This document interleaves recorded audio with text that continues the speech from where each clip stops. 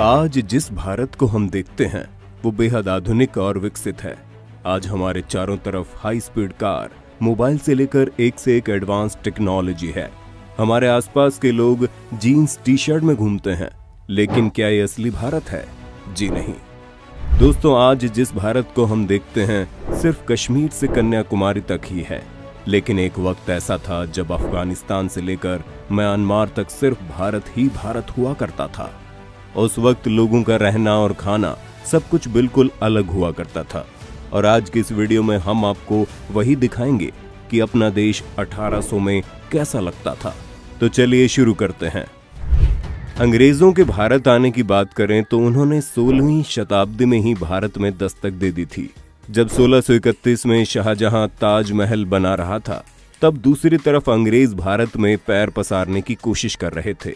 इसके बाद भारत में छोटे बड़े कई राजाओं के अलावा दो बड़ी ताकतें बची थी, जिसमें से एक थी औरंगजेब की मुगलिया सल्तनत और दूसरी थी मराठा साम्राज्य। अंग्रेजों ने इंतजार किया कि ये दोनों आपस में लड़ें और हम बीच में बाजी मार लें। इसलिए अंग्रेजों ने कई प्रयत्न भी किए और इतने सालों बाद अंग्रेज धीरे धीरे अलग अलग जगहों पर भारत की सत्ता में आने लगे। उनके इरादों को कामयाब होने में 100 सालों से भी ज्यादा साल लग गए और फिर साल आया 1800। ये वो दौर आया था जब मुगलों की सल्तनत खत्म हो चुकी थी और ईस्ट इंडिया कंपनी के साथ अंग्रेज भारत में अपने पैर जमा चुके थे।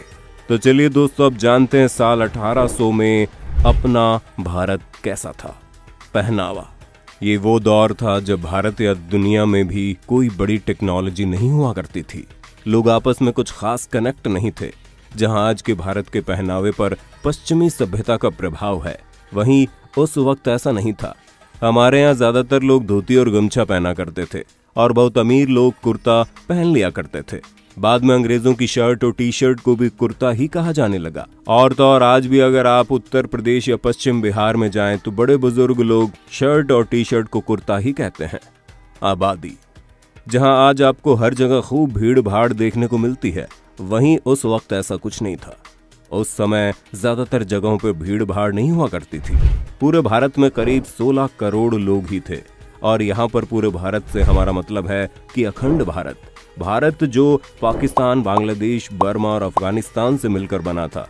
यानी जहां आज के इतने से भारत में 130 करोड़ से ज्यादा की आबादी है, वहीं इन 5 देशों के एरिया में उस वक्त सिर्फ 16 करोड़ लोग ही रहा करते थे। किसानी। उस समय भारत में बहुत ज्यादा प्रोफेशन नहीं हुआ करते थे, ज्यादातर लोग किसानी ही किया करते थे। उस वक्त भारत में मुख्य तौर पर नील, कॉटन, अफीम, गेहूं और धान की खेती होती थी, जिसे अंग्रेज ग्लोबल मार्केट में अच्छी कीमतों में बेचते थे। ये किसान पूरा दिन खेतीबाड़ी और पशुपालन करते थे और शाम को अपने घरों में आकर भजन कीर्तन और सत्संग किया करते थे। रात में जल्दी जल्दी सो जाते थे और सुबह फिर जल्दी उठ जाते थे। यही भारत के ज्यादातर लोगों का दिन भर का काम हुआ करता था। ये वो दौर था जब भारत में लाइट नहीं थी, इसलिए शाम को भजन या पूजा करने में बाधा ना आए, इसलिए दिए जलाए जाते थे। इस दौर में जातिवाद बहुत हुआ करता था। लोग अपनी जाति के हिसाब से ही काम करते थे, जैसे कि कुम्हार मिट्टी के बर्तन बनाता था, धोबी कपड़े धोता था, लोहार लोहे का काम करता था। लेकिन जब इनका भी दिन खत्म हो जाता था तो शाम को ये भी पूजा पाठ में ही लग जाते थे। शहर। ये तो हुई गांव की बात, और उस समय इतने गांव थे कि गांव ही भारत को रिप्रेजेंट करते थे। शहर बहुत कम हुआ करते थे। अब करते हैं अपने देश के शहरों की बात। शहरों की बात करें तो ज्यादातर लोग मिलों में मजदूरी का काम किया करते थे। अंग्रेजों के दौर में पहले भारत में मुख्य तौर पर कॉटन की ही मिल थी, लेकिन अंग्रेजों के बाद भारत की टेक्सटाइल इंडस्ट्री ग्लोबल हो गई थी। वहीं दूसरी ओर हैंडलूम इंडस्ट्री अपने पतन की तरफ जा रही थी। इन मिलों में हाथों से ही सारी कारीगरी की जाती थी और लखनऊ और बनारस की हैंडलूम इंडस्ट्री की धूम दुनिया भर में हो गई थी। उस समय लोगों का काम बहुत मेहनत का काम हुआ करता था, क्योंकि उस समय ना तो बिजली थी और ना ही आज के जैसी कोई आधुनिक टेक्नोलॉजी। लगभग सारा काम हाथों से ही किया जाता था। भारत में बिजली 1879 में आई थी और ये सिर्फ शहरों में आई थी। भारत के गांव-गांव बिजली पहुंचने में अभी कई और साल लग गए। 1800 से पहले भारत अपनी कमाल की कारीगरी के लिए मशहूर था। यूपी से बंगाल तक भारतीय क्लोथ इंडस्ट्री का बोलबाला था, लेकिन ब्रिटिश के आने के बाद ये इंडस्ट्री पतन की ओर बढ़ने लगी। इसकी वजह साफ थी, भारतीय कपड़ों की क्वालिटी तो अच्छी थी, पर इन्हें बनने में वक्त और मजदूर दोनों लगते थे, जबकि ब्रिटिश अपनी फैक्ट्रियों में कम टाइम में मशीनों के जरिए रेडीमेड कपड़े तैयार कर लेते थे, जो कीमत में भी भारतीय कपड़ों से काफी सस्ते थे। ट्रेन। आज भारतीय रेल दुनिया की चौथी सबसे बड़ी रेल सर्विस है, लेकिन इसकी शुरुआत इसी 1800 के दौर में हुई थी। 1832 में मद्रास में सबसे पहले भारत में रेल चलाने का प्रपोजल रखा गया था, जो कि सिर्फ इंडस्ट्रीज के लिए था, क्योंकि अंग्रेज भारत में इंडस्ट्रीज को तेजी से डेवलप करना चाहते थे। और फिर 1837 में रेड हिल रेलवे ने रेड हिल से चिंताद्री पेत तक पहली रेल चलाई गई थी।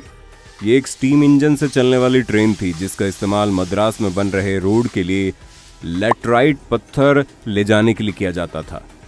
इसके बाद 1853 में मुंबई के बोरीबंदर से ठाणे के लिए एक पैसेंजर ट्रेन भी शुरू की गई।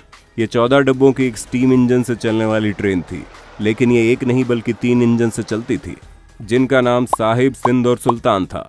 इस ट्रेन को ग्रेट इंडियन पेनिनसुला रेलवे चलाता था। ये ट्रेन 1676 mm यानी कि 5 फुट 6 इंच गैप वाली पटरी पर चली थी, और आज तक हमारे देश में यही स्टैंडर्ड फॉलो किया जा रहा है। इनकम।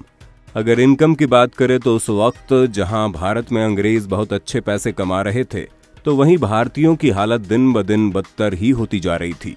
एक डाटा के मुताबिक सन 1800 के आसपास एक यूरोपियन क्लर्क की सैलरी 40 पाउंड थी, और वहीं एक आम इंडियन की तनख्वाह 40 गुना कम थी। अब इस बात से आप अंदाजा लगा सकते हैं कि भारतीय किसानों की क्या आय उस वक्त रही होगी। ऊपर से किसान हर साल बाढ़, सूखे के साथ साथ उन पर लगे लगान की मार से भी परेशान रहते थे। उस समय कुछ अमीर लोग भी हुआ करते थे, जिनमें से सब नहीं, लेकिन कुछ लोग हमेशा इस फिराक में रहते थे कि कैसे अंग्रेजों के साथ उनकी दोस्ती हो जाए, और कुछ अमीर अपनी सूझबूझ से ठीक ठाक पैसे कमा लेते थे। बीमारियां। आज के समय में जो बीमारियां आम हो गई हैं, वो उस वक्त महामारियां थी। जैसे उस टाइम में कॉलेरा और प्लेग आमतौर पर फैलते थे, और इन बीमारियों की दवाई भी नहीं थी, जिसकी वजह से इनके सामने लोग बेबस थे। एजुकेशन की बात करें तो उस वक्त 10% से भी कम भारतीय पुरुष पढ़े लिखे थे, और 1% से भी कम महिलाएं। इनमें से भी ज्यादातर आंकड़े शहरों के ही हैं। गाँव में इससे भी बदतर हालत थी। हालांकि ऐसा नहीं था कि बिना पढ़े लिखे लोग स्किल्ड नहीं थे, वो लोग स्किल्ड भी थे और अपने कई कामों में माहिर भी थे, लेकिन कम पढ़े लिखे होने के कारण लगान जैसी चीजों में डील नहीं कर सकते थे। गांव का व्यापार। भारत के लोग उस वक्त पैसों से चीजें खरीदने और बेचने के बजाय एक्सचेंज व्यापार करते थे। जैसे एक मटके के बदले 6 किलो चावल, 5 किलो आटे के बदले 5 किलो दाल। ज्यादातर गाँव में ऐसे ही व्यापार होता था। सामान के बदले सामान दे दिया जाता था, और ऐसे गांव में सभी लोगों के पास सब कुछ पहुंच जाया करता था। इसका सबसे बड़ा फायदा ये था कि गांव से अनाज बाहर बेचने की भी जरूरत नहीं पड़ती थी। दोस्तों, कुल जमा बात यह है कि 18वीं शताब्दी का भारत कुछ ऐसा था कि कुछ चीजें बहुत ही अच्छी थी, कुछ बहुत ही खराब। मकान बेशक कच्चे थे, मगर लोग उस वक्त अच्छे थे। लालच और धोखेबाजी जैसी चीजों से लोगों का उस वक्त कोई वास्ता नहीं था। आपको क्या लगता है उस वक्त के भारत की कौन कौन सी चीजें हैं जो आज के भारत में भी होनी चाहिए? हमें कमेंट करके बताइए।